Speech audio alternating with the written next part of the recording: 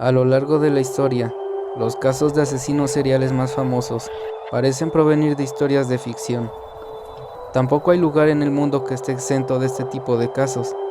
Incluso, los asesinos no solo se han hecho presentes, sino que cuentan con algunos de los más prolíficos o aberrantes de toda la historia.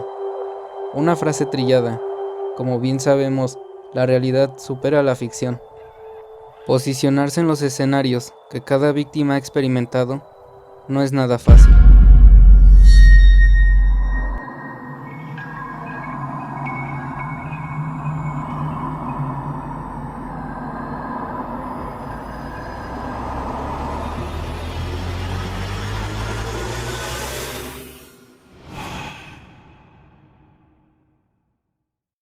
El comegente. José Dorángel Vargas Gómez nació un 14 de mayo de 1957 en Venezuela, mejor conocido como Dorángel, por un error en los medios. Creció en el seno de una familia de escasos recursos, los cuales se dedicaban sobre todo a la agricultura. Logró estudiar hasta el 6º grado de primaria, pero tras estar en prisión algunas veces, pues el hambre lo impulsó a cometer robo de ganado y de gallinas. Esto haría que culminase en una vida como vagabundo. Desde entonces ya llamaba la atención de otras personas sin hogar que delinquían junto con él, pues prefería comer la carne cruda. A pesar de tener ciertos indicios extraños, nadie lo miraba más allá que algo extraño, pues era una persona sumamente amable y tranquila. En 1995, Antonio Guerrero, un vagabundo de la ciudad, llegó a la comandancia totalmente agitado, diciendo que otro vagabundo se había comido a una persona. Los policías, en vez de creerle, comenzaron a reír, pensando que el hombre estaba borracho o drogado. Sin embargo, volvió a denunciar que este vagabundo, que vivía debajo de un puente cerca de donde él pasaba la noche, se había comido a su compañero. Las autoridades decidieron asistir al sitio. No pudieron contener su sorpresa y asco ante la escena que encontraron. Un hombre, de aspecto bonachón, les saludaba de manera sonriente, mientras que estaba manchado de sangre y rodeado de manos y pies cercenados. Dorángel pasó a la fama casi de inmediato, con el apodo que lo inmortalizó como el comegente. Según investigaciones, vivía debajo del puente junto a Cruz Moreno, quien pasó a ser su comida. A pesar de su accionar, el hombre parecía sumamente tranquilo, e incluso hablaba con sus captores sobre las mejores recetas antropófagas. De igual manera, fue diagnosticado con un tipo de esquizofrenia, pasando a ser internado en el Instituto de Rehabilitación Psiquiátrica de Peribeca. De manera inexplicable, tras 2 años internado en este lugar, fue dado de alta por buena conducta, saliendo en libertad, incluso sin ningún tipo de cuidado o custodia, algo que lamentarían tiempo después. Lejos de ser un caso aislado, se convirtió literalmente en su pan de cada día. Dorángel vivía en una casa que improvisó en una granja abandonada, en la ciudad de San Cristóbal. Era conocido entre los vecinos como alguien amable y tranquilo. Solía estar en su casa durante el día y pasar las tardes y noches recorriendo la ciudad, llevando una tubería consigo. Según sus mismas declaraciones, golpeaba a sus víctimas con este objeto hasta matarlos, para después llevarlos a su casa, tal cual presa cazada, y ahí preparaba con ellos sus comidas. Parecido a alguien que elige la carga que llevará a casa, él seleccionaba a sus víctimas de manera muy específica a su paladar. Gustaba de comer hombres de entre 30 y 40 años de edad, quienes estuvieran en buena condición física, sobre todo ejercitándose. Nunca comió mujeres y tampoco a niños. Preparaba caldos, carne asada, filetes, platillos variados, e incluso se sabía que realizó parrilladas en las que invitó a otros vagabundos a su casa a comer. También realizaba empanadas, las cuales regalaba a sus vecinos, solo que ellos no sabían que estaban comiendo la carne de otras personas. Tras varias desapariciones de personas en la zona, las autoridades cerraban cada vez más el círculo y realizaban ya investigaciones más extensas. hasta que lograron dar con los primeros restos de hasta 6 personas descuartizadas en un parque. Al principio creyeron que se trataba del trabajo de alguna banda de narcotraficantes, carteles que eran comunes en esa zona, probablemente un ajuste de cuentas. Todo pudo haber terminado ahí, pero un policía recordó que tiempo atrás había escuchado del caso de un vagabundo que comía a un compañero suyo, y que al igual que lo encontraron en los rastrillajes, descartaba las manos y los pies. Iniciaron con la búsqueda de Dorángel, y lo más pronto posible dieron con su casa improvisada, lugar que los agentes no olvidarán jamás. Según los investigadores, todo estaba acomodado de manera precisa: carne humana en sartenes, ollas, carne finamente cortada. En la basura encontraron los desechos, cabezas, manos y pies.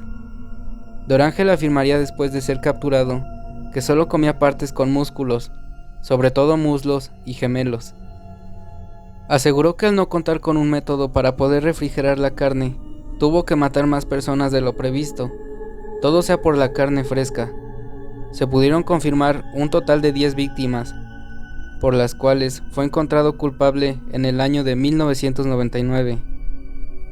Según sus propias declaraciones, comenzó a comer gente de manera regular desde 1997, aunque se especula que pudiera tener alrededor de 40 asesinatos. Dorángel pasaría a la historia como uno de los asesinos más horrendos por el hecho del canibalismo. Sin embargo, nunca se mostró con signos violentos ni opuso resistencia alguna. Contrario a lo que se podría especular, se mostró cooperativo siempre con las autoridades y medios de comunicación, y en más de una vez aseguró no sentir remordimiento por sus actos. De hecho, explicaba que lo había hecho por necesidad, y prefería eso a seguir muriendo de hambre. En la actualidad, se encuentra encerrado en la Dirección de Seguridad y Orden Público del estado de Táchira.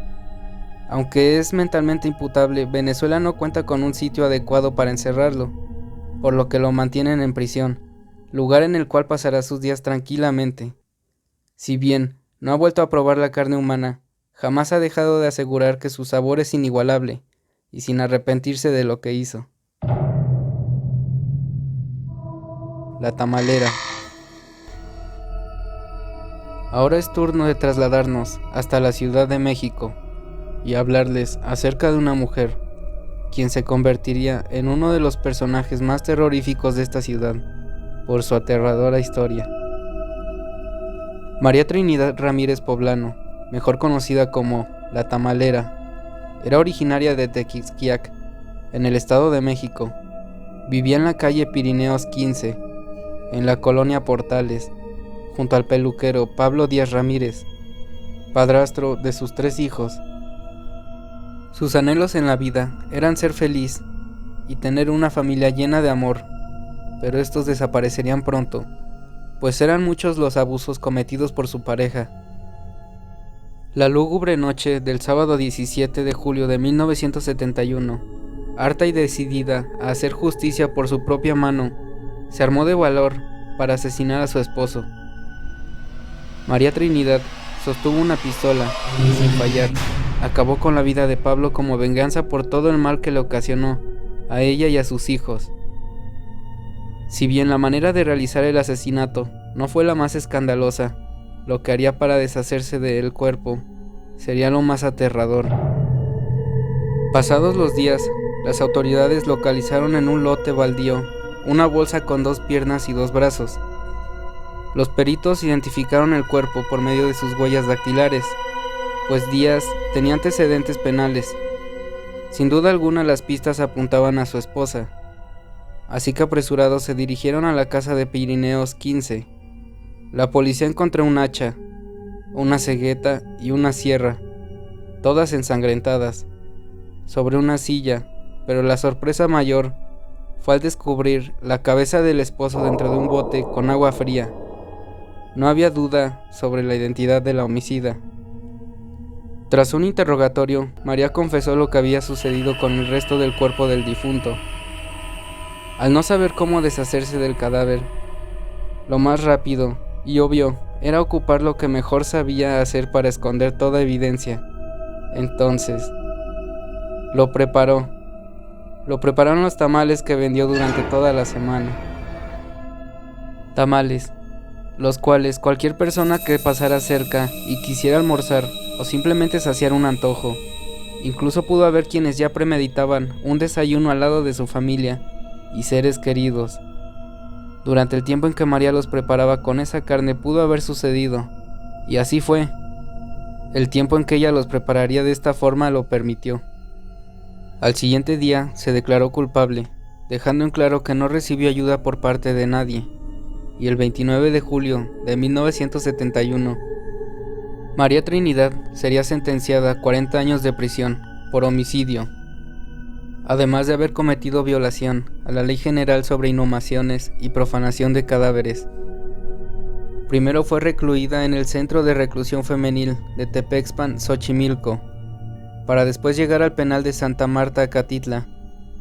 Solo cumplió la mitad de su sentencia, pues, se dice, tenía muy buen comportamiento y era sumamente devota, situación que favoreció su liberación anticipada. Lo poco que se sabe sobre sus últimos años es que, tras regresar a la libertad, fue directamente a su natal, Tequisquiac, donde recibió todo el apoyo de su familia, pasando ahí el resto de sus días. Un dato curioso es que el grupo, Las Víctimas del Dr. Cerebro, compuso en 1993 la canción Tamalera. Una de sus estrofas dice: esa tarde doña Macabra, sin imaginar, salió como siempre a vender tamal, y yo comía los de dulce sin preocupación.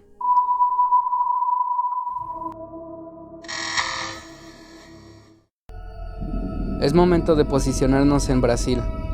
En abril de 2012, la policía brasileña investigaba la desaparición de 2 mujeres en la localidad de Pernambuco. La indagatoria condujo al arresto de Jorge Beltrão Negromonte y de su esposa, Isabel Cristina Pires, ambos de 51 años, así como la amante del hombre, Bruna Cristina da Silva, de 28 años. Es en las pesquisas iniciales, cuando las autoridades encontraron en el inmueble un libro titulado Revelaciones de un esquizofrénico, escrito por Negromonte da Silveira, diplomado en educación y cinturón negro de karate, donde describía su obsesión por matar mujeres. Pero también escribió que él, junto a las mujeres, habían fundado una secta denominada el Cártel, la cual buscaba la purificación del mundo y la reducción de la contaminación. ¿Cómo lograrían su objetivo? Pues lo lograrían devorando a sus víctimas.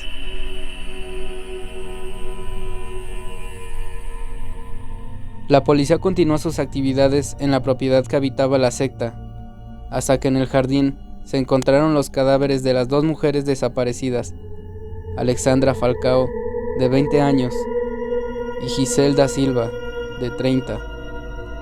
Una vez terminadas las pesquisas, la molestia de los vecinos se haría evidente, esto en señal de ira y vergüenza, pues lo harían prendiendo fuego a la casa de los horrores. Quien sería la abogada adscrita al caso, Eliane Gaya, se mostró sorprendida, pues sería sorprendente el caso que tenía en las manos. Hemos enfrentado los crímenes más terribles, pero nunca un caso de canibalismo, y abundó. Lo cometieron con mucha frialdad y sin alguna consideración hacia sus víctimas. ¿Cómo es que operaba este trío de homicidas? Seleccionaban sus objetivos entre las mujeres pobres de la localidad. Las citaban con promesas de trabajo. Una vez dentro del domicilio, mataban a sus presos, como sucedió en 2008 en la ciudad de Olinda con la madre soltera Jessica da Silva, de 17 años, a quien una vez desprevenida le rebanarían la garganta. Después de desmembrar el cuerpo, el grupo devoró parte del cadáver. El resto sería cocinado y vertido en empanadas caseras, las cuales fueron comercializadas en diversos lugares, incluso llegando a escuelas y hospitales. La secta decidió quedarse con la hija de su víctima, a la que alimentó por un tiempo con carne proveniente del cuerpo de la madre. Revelaciones de un esquizofrénico. Es una bitácora oscura que describe planes del grupo, como matar a 3 mujeres por año, pero también es un diario que revela el estado mental de Negromonte da Silveira, quien de acuerdo con sus escritos escuchaba voces divinas, voces que le ordenarían purificar al mundo. Los homicidios de la secta ocurrieron entre 2008 y 2012 en diversas localidades de Brasil. En noviembre de 2014, Negromonte da Silveira fue condenado a 23 años de prisión, mientras que a su esposa Isabel y a su amante Bruna les esperarían 20 años en prisión. La policía indaga los homicidios de 3 mujeres más, que especulan pudieron ser cometidos por la sociedad caníbal. El trío brasileño no ha sido el único al que se le ha ocurrido comercializar con manjares humanos. En los años 20 del siglo pasado, el alemán Karl Denke asesinó al menos a 40 personas. La policía de la época señaló que el hombre canibalizó parte de los cuerpos y el resto lo vendió en retazos en los mercados de la zona. Al término de la Primera Guerra Mundial, el también alemán Karl Grossmann asesinó a casi 50 personas. La mayoría eran niños y mujeres, cuya carne distribuyó en los económicamente deprimidos comercios cercanos a su domicilio. Solo por dar otro ejemplo, tenemos por último al germano Fritz Haarmann. Entre 1918 y 1924 acabaría con la vida de al menos 27 personas. El carnicero de Hannover invirtió un poco más de trabajo en sus productos, pero esto solo aseguraría la venta de sus embutidos de carne humana.